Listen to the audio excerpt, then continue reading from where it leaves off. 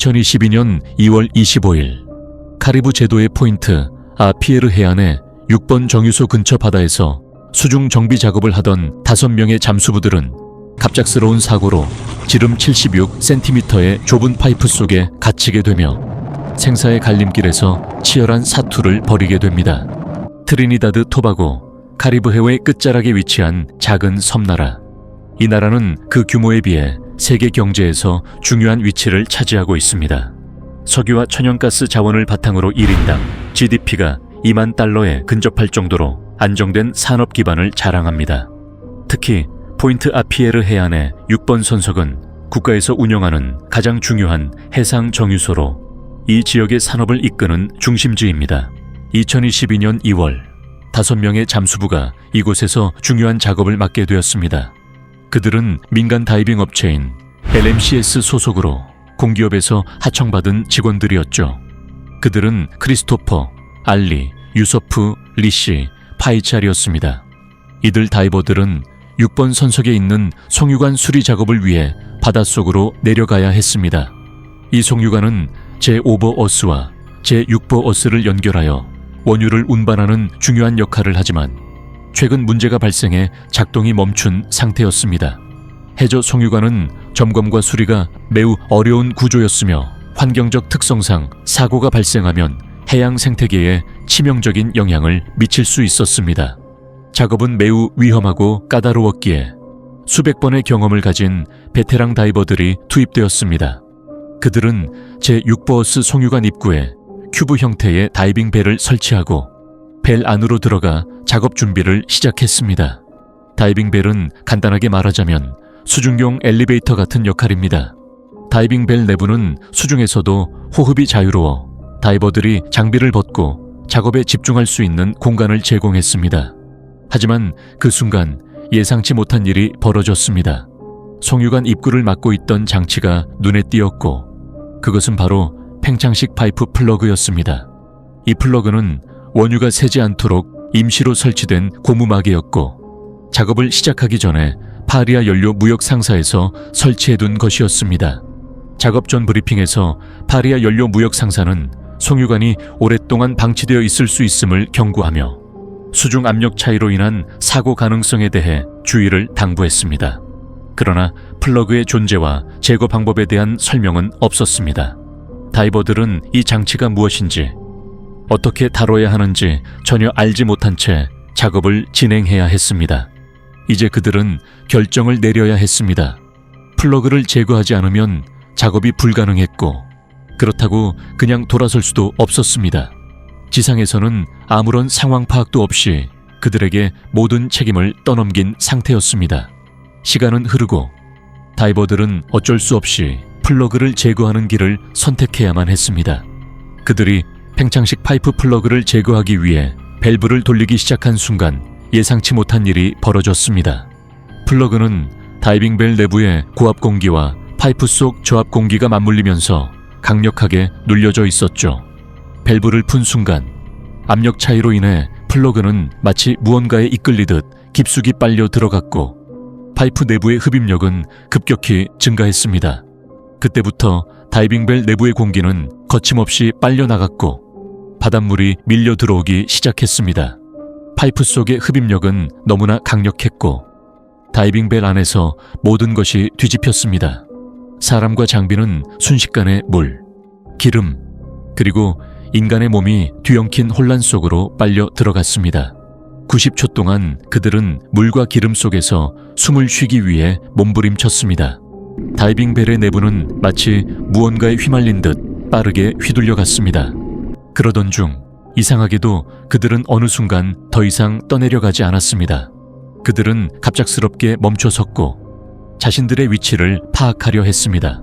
다행히도 그들은 숨을 쉴 수 있는 에어포켓이 있는 지점에서 멈췄습니다. 아이러니하게도 그들이 원유로 가득 차야 할 파이프 속에서 물과 기름이 뒤섞인 이곳에서만큼은 숨을 쉴 수 있었습니다.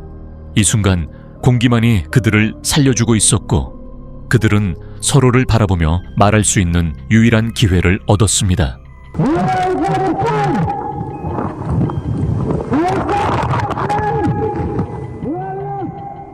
그들 중 유일한 생존자인 크리스는 후에 그날의 일을 생생하게 떠올리며 그들이 어떻게 그 상황을 겪었는지, 어떻게 멈추게 되었는지에 대한 이야기를 전하기 시작했습니다. Inside it was like an unbelievable nightmare.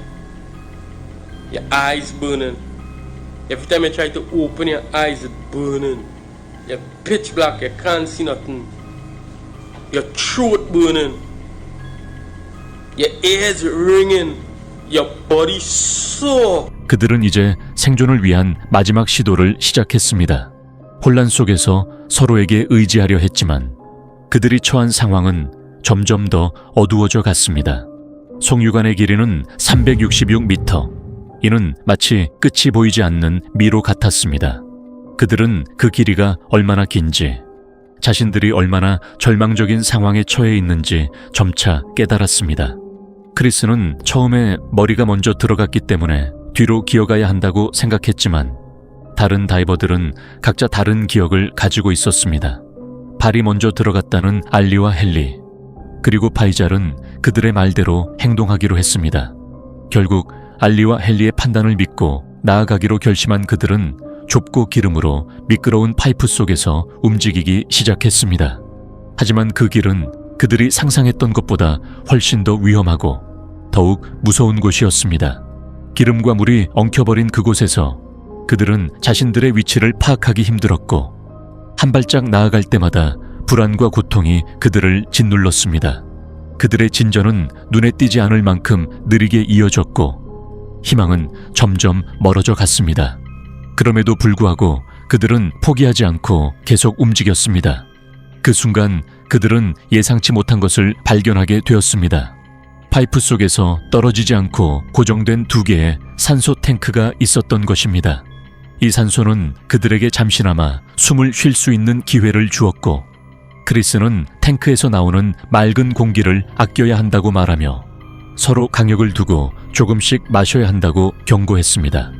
그러나 그들의 상황은 점점 더 어려워졌습니다. 크리스는 선두에서 그들이 얼마나 움직일 수 있는지 점검하다가 2명의 다이버가 더 이상 이동할 수 없다는 사실을 깨달았습니다. 이로 인해 뒤따르던 팀원들까지 더 이상 움직일 수 없게 되었고 그들의 길은 차단되었습니다. 이제 크리스는 홀로 나아가기로 결심합니다. 물이 얼마나 차 있는지, 그리고 자신이 돌아올 수 있을지 알 수 없었지만 그는 계속해서 앞으로 나아가야만 했습니다. 크리스는 몇 걸음도 채 떼지 못한 채 앞쪽 파이프가 전혀 보이지 않는 물에 잠겨 있다는 사실을 알게 되었습니다. 2개의 산소 탱크, 그것만이 그의 유일한 생명선이었고 5명이 함께 나아가기엔 그 양이 너무 부족했습니다. 그는 팀원들에게 상황을 전달한 뒤 자신이 홀로 전진할 수밖에 없다는 결단을 내렸습니다. 크리스는 탱크 하나를 챙기고 약속을 남긴 채 혼자서 떠났습니다. 차가운 물속에서 또 다른 에어포켓을 찾을 수 있기를 바라며 기진맥진한 몸을 이끌고 나아갔습니다. 그러나 산소 탱크는 곧 바닥을 드러냈고 아무리 헤엄쳐도 탈출의 가능성은 점점 줄어들 뿐이었습니다. 그때 기적처럼 그의 손끝에 무엇인가가 부딪혔습니다. 그것은 또 다른 산소 탱크였습니다. 그는 기름 속에서 호흡기를 찾았고 마우스피스가 떨어진 호흡기를 입에 밀어 넣었습니다. 그 순간 불쾌한 기름이 산소와 함께 들어와 입안을 가득 채웠지만 그는 숨을 쉰다는 사실만으로 감사했습니다. 그러나 그가 얻은 시간은 한정적이었고 몸은 이미 한계에 달해 있었습니다. 그는 잠시도 멈추지 않고 계속 나아갔습니다. 또 다른 물속 구간을 지나고 마침내 또 다른 산소 탱크를 발견하며 길을 계속 갔습니다. 그는 입상관에 도달했지만 그곳에서 들려오는 파이잘의 목소리는 그에게 선택을 강요했습니다. 여기서 기다려. 파이잘은 그를 멈추게 하려 했습니다. 그러나 크리스는 이미 결심을 내린 듯 기다릴 시간이 없다고 외치며 앞으로 나아갔습니다.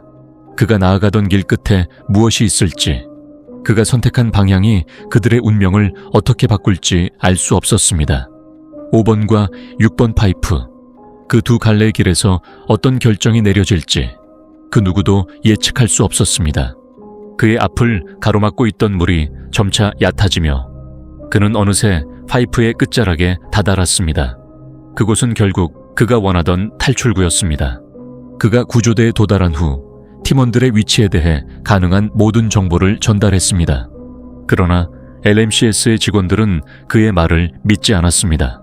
그들은 파이프라인이 원유로 가득 차 있고 5명의 다이버가 가지고 있던 산소 탱크는 겨우 1시간 분량에 불과하다는 이유로 팀원들의 생존 가능성을 전혀 믿지 않았던 것입니다.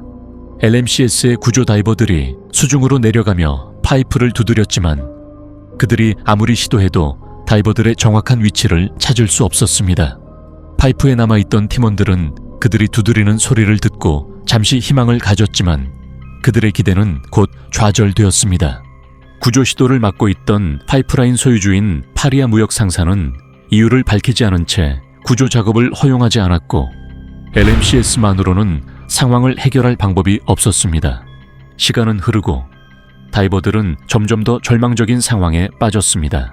공기가 줄어들고 부상자들은 고통에 시달리며 기름과 독성가스로 가득 찬 환경에서 힘겨운 시간을 보내고 있었습니다. 며칠 후 시신들이 차례로 수습되었지만 부검을 통해서도 그들의 정확한 사망 시점을 알 수는 없었습니다.